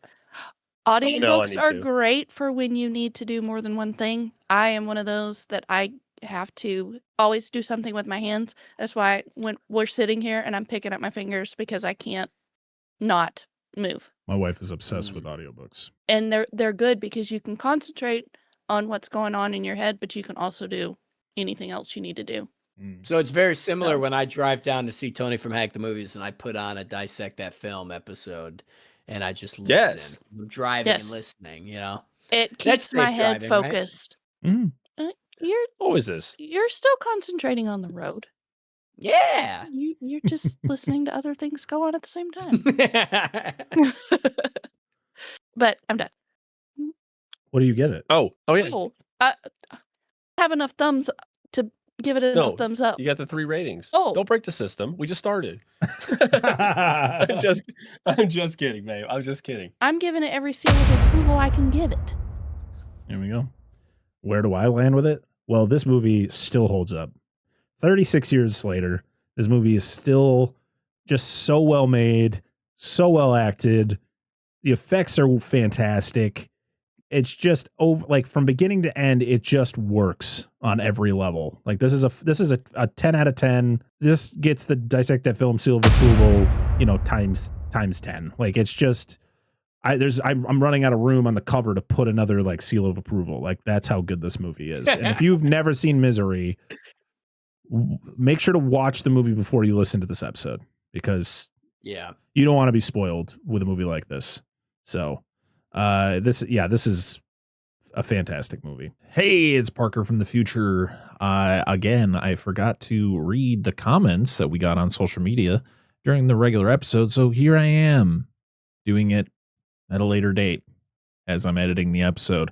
So yeah, let me read what you all had to say about Misery over on social media. Make sure you follow us on social media. We are at Dissect That Film or at Dissect That Film Pod. Check us out on like Instagram, Twitter, all of those to follow along on what we're watching, and you can leave comments. So first, we're going to go over to Twitter. Yes, I call it Twitter because that's what it is. That's what it'll always be. The first one is from Corey Morissette, who says, one of the best King adaptations ever and one of my favorite horror movies, period. Richard Farnsworth should have been nominated for an Oscar. I agree. He is one of the probably the best parts of the movie. He is the unsung hero of Misery. Jesse, you're at Mr_J300 says, never read the book, but I love the movie. Also, R.I.P. James Caan. Absolutely. We lost a legend with James Caan. Over on Instagram, we have a few. Movies for Days says, a top-tier King adaptation, to be sure. It was on TV one night at an early age, and I heard the hobbling scene happening behind me as I was otherwise occupied. But the sounds of the score and James Caan screaming always stuck with me as truly terrifying. Big Bad Wolf 884 says, easily one of the best King adaptations. I first watched this as a blockbuster rental with my mom in the 90s. We couldn't stop laughing at Kathy Bates near the end because of how cuckoo she was. In hindsight, it's a well-deserved Oscar for her. R.I.P. Rob Reiner. Yes, R.I.P. And Quad Pro Quopod says, top 3 best King adaptations in my opinion. I think everyone has kind of said that in their comments here on Instagram. Kathy Bates is iconic, and the fact that it was her first movie is amazing. Also love Richard Farnsworth as the sheriff and Lauren Bacall as Paul's agent. Rob Reiner did such a great job of marrying the horror with the comedy. This was Kathy Bates' first movie? Really? I don't have time to look that up. I'm just going to believe you. That's a wild fact if that's true. But thank you for those comments. And then lastly, we have a Discord. If you join our Patreon at the free tier or up, you can get a link to our Discord server, the Dissect That community. And we have a page there where you can do the same thing as you do on any other social media. Leave your comments on the movie we are covering. And there's a bunch of other things you could do on there as well. The first one is from Spicy Dan, who says, the one memory I have of Misery is when the ankles get sledgehammered. My soul left my body, as did everybody's. Patron Lo Wang says, I have never seen Misery all the way through. I always catch it like 20 minutes before it ends or start it and get pulled away for something else. Of what I've seen, 10 out of 10. I'll accept it. Baroness Von Doom, or Nicole from Doom Generation. I have to look away. Once was enough. And that's it. That's our comments for Misery 1990. Thanks for leaving your comments, and make sure to follow us on all those social medias to be able to leave your comments. All right, back to the episode. Some final tidbits that I forgot to talk about. The box had a budget of $20 million, and the box office was $61.3 million, so it did pretty well. I mean, especially for a movie like this. It was released November 30th, 1990. Rob Reiner's production company, called Castle Rock, was actually named after one of the fictional towns that Stephen King created in his that's part of like the Stephen King universe. Cool. Oh, Annie Wilkes was in another piece of media in the last like 5 years. There was a prequel season of the show Castle Rock, which season 2 was all about Annie Wilkes before the events of Misery. Oh, what? Oh, really? Yep. So if you want more Annie Wilkes, season 2 of Castle Rock, which you don't need to see season 1 to like get into season 2, because every season was a different like thing based in that universe. I think season 1 had Bill Skarsgård, who plays Pennywise in the It movies. So that was pretty cool. He does a good job in that too. Because I think Castle Rock came after the first It, so it was cool to like see him in another Stephen King. Yes. Property. It also had season 1 also had Sissy Spacek, who plays Carrie in the original Carrie movie, which is based on a Stephen King book. Nice. So check out Castle Rock. It's actually a pretty decent show. It only got 2 seasons, which was kind of a bummer, but you could probably. I was very mad. I think it's currently on Netflix right now, and I think it was on Hulu for a while. Might still be on Hulu. Probably because I think it was a Hulu original. But yeah, that's my final little tidbits for Misery. Wow. Now it's time to share what we got going on with the show going forward. This is the end of January. You guys got 2 episodes of the podcast in a row. Next week will be another Monster Zone out of the Patreon Vault episode, which we talked about 1955's The Giant Behemoth. Was it 55? It's in the 50s, guys. Maybe later. It's 50. Like I think it's later. or 58 or something like that. Yeah, I think it is because Beast for 20,000 Fathoms was 53, and I remember there being a substantial gap, but I could be wrong. Yeah, so we talked about the Giant Behemoth. So that was a conversation we had in like early 2025 or 2024. I can't remember. I think it was 24. When you listen to those episodes, you go, wow, this kind of sounds different. Like conversations are weird. That's why, because they were Patreon episodes and we're re-releasing them to kind of fill in the blanks. And then once those are done, then you guys are going to get 2 completely new Monster Zone episodes a month, which is pretty exciting. That won't happen until I think like June. Yeah. But the next episode of the Dissect That Film podcast will be our first of 3 Friday the 13th episodes this year. And it'll be our pseudo Valentine's Day episode because Friday the 13th is going to be in July or in February. So the next day is Valentine's Day. So we are going to be talking about Friday the 13th part 4, which is pretty exciting. We're getting into particularly romantic. We're getting into the full on mass Jasons. Yeah. It's gonna be good ones. Yeah, we're doing 3 this year, which is crazy. So we're gonna be covering 4, 5, and 6. So yeah, that's what we got going on for the show. Joey, thanks again for being here, buddy. Yeah, well, I invited myself, so thanks for accepting that. Yeah. It's just crazy that you invited yourself on a movie you've never seen. It was more like he invited. I didn't know. Yeah, he invited himself, and I just went, "Hey, you want to come on the show talk Misery?" And he's like, "Yeah, I've never seen it, but sure."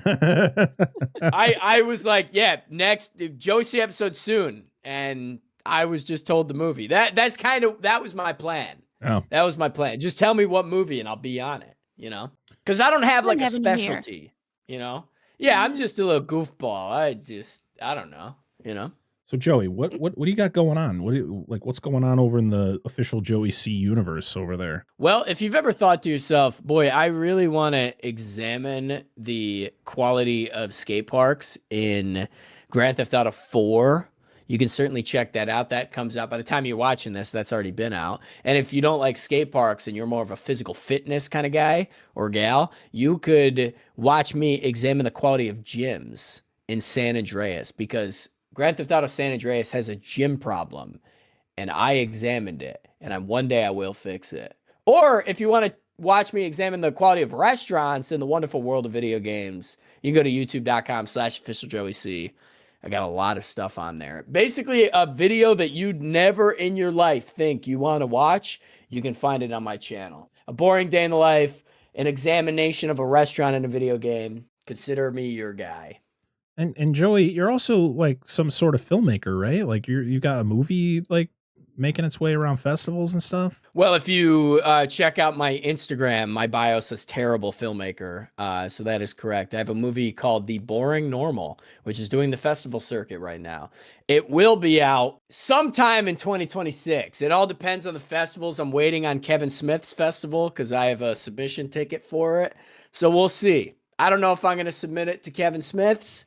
If I don't, the movie will be out in like May or June. If I do, the movie won't be out until the end of the year. Don't get your hopes up. It's called The Boring Normal because it's a boring movie. So, fair enough.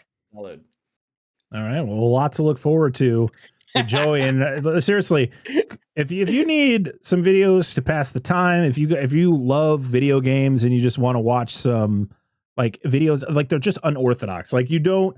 Like, not a lot of videos on YouTube of someone going through and examining the restaurants in Grand Theft Auto. Like, no one is doing it. Joey is the one and only. Like, he is doing something that other people just refuse to do, and people love it.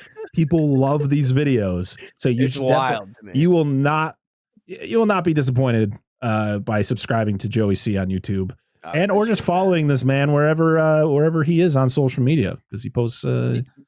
he's posting like what he's eating for breakfast, and it's usually something ridiculous. But you know what? Yeah, it's great. He's living the best life a Joey C can live. I'm beginning to think that I'm really not that normal here. What is why? normal? Yeah, normal. Why do It you wanna be sounds normal? boring. Yeah, exactly. Exactly. Or you could unsubscribe too. If you're subscribed to me and you think to yourself, I really don't want to watch this guy, I wouldn't blame you. Click unsubscribe. I wouldn't hate you. I'd be proud of you. You little boundary setting you. And we don't know who you are, so we can't call you out. Yeah, exactly. I don't have a tracker like probably most YouTubers who are pathetic, who are probably like, oh my God, I'm going to make sure to message this guy and ask him why he unsubscribed. Don't do that. That's petty. That's a new thing. I tell people to unsubscribe in my videos. It's been working. Been losing.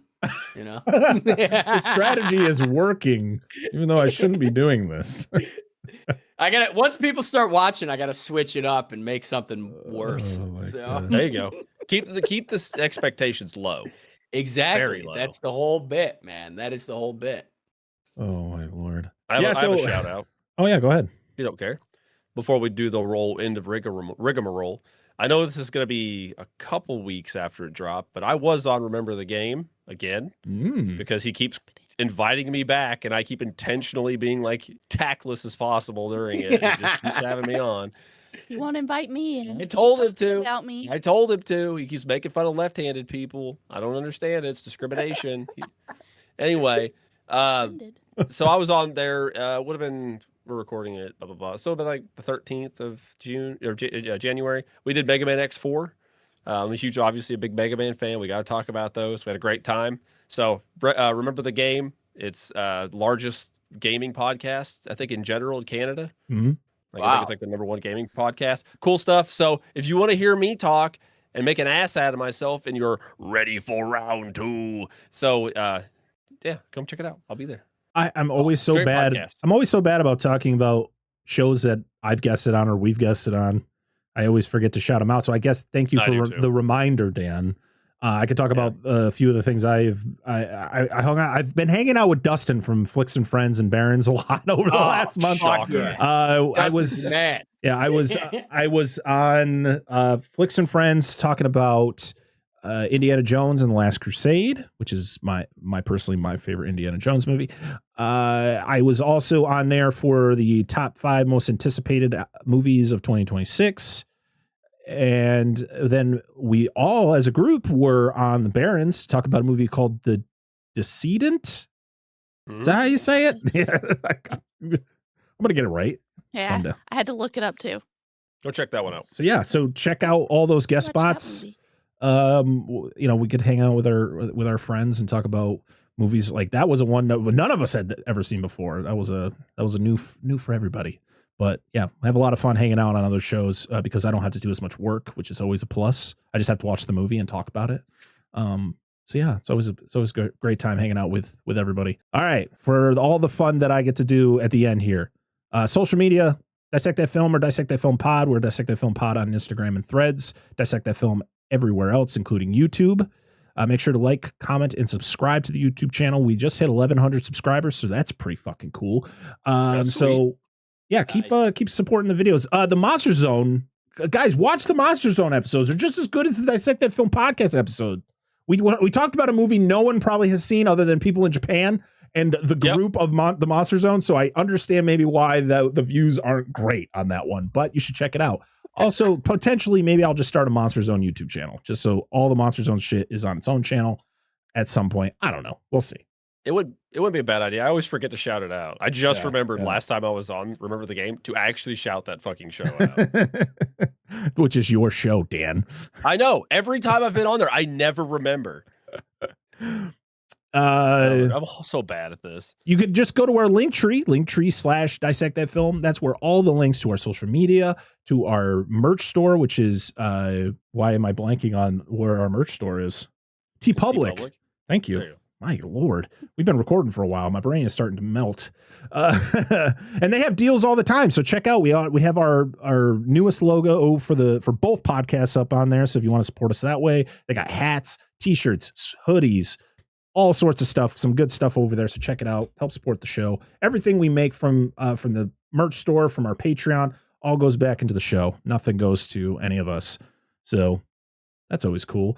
And support us on Patreon, patreon.com/dissectthatfilm, where for a single $1, you can get early access to episodes up to a week early. They're uncut. So pretty much once we're done recording, I upload them to Patreon, and that's what you get. You get all the pre-show stuff, all the, Angela and Dan's computer crashing, all that fun. Yeah. It's all there for a single watch the video, $1. Yeah. There's been a cat on my lap for the last 10 minutes. Seriously, for $1, you get uncut episodes. You get monthly movie watch-alongs. You get something else. There's something else I'm forgetting that's part of the Patreon. I can't remember right now. It's there. Oh, I just started doing weekly, like once a week, I hop on Patreon and I live stream while I edit an episode. Like for like an hour and a half. I just kind of hang out. That's why you were live. That's why I was live yesterday. Yeah.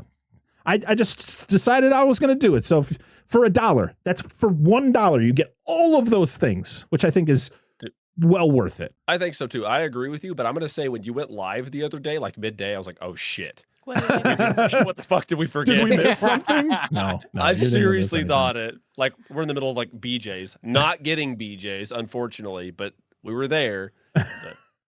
And then we have a $3 tier for anyone who wants to just, throw a little bit of extra support our way. Like I said, everything we make from Patreon goes right back into the show for all the things that we use to do the show. So yeah, anything you can do is very much appreciated. But if you can't do that, make sure to go to any of the podcast apps that you listen to the podcast on. Make sure to rate us 5 stars, leave a review if you can, all of that, because that helps the show kind of spread out, for more people to take in. The download numbers are getting higher and higher, and we've been enjoying that, and we appreciate all the support. So, and then we get to we meet cool people like Joey, and we become really good friends with them, and they join us for 9 podcasts. So and they invite themselves. They get to the point where they love being on the show so much they invite themselves on. Joey's the first one to do it, so. I like it, dude. And I want more. Joey, force us, dude. Why the fuck did I do that? That's hilarious. I was feeling feisty that day, apparently. So all the links for all that, of course, are always in the description or in the show notes. Lastly, I want to thank everybody who supports us over on Patreon. We have Dustin Elkins, Rudy5453, Bucket of Chum, the Shark Movie Podcast, Corey Morissette, Daniel Collins, Jordan Champion, Lo Wang, Doom Generation, Angela, Dissect That Dan, The Baron's Hideout Podcast, Eric Stein, Robert Stewart, Jason, Anna Presley, Lone Wolf, and Derek Affolder. Thank you so much for supporting us over on Patreon. Thank you to everyone else for supporting us, period, because without you, the show wouldn't be a thing.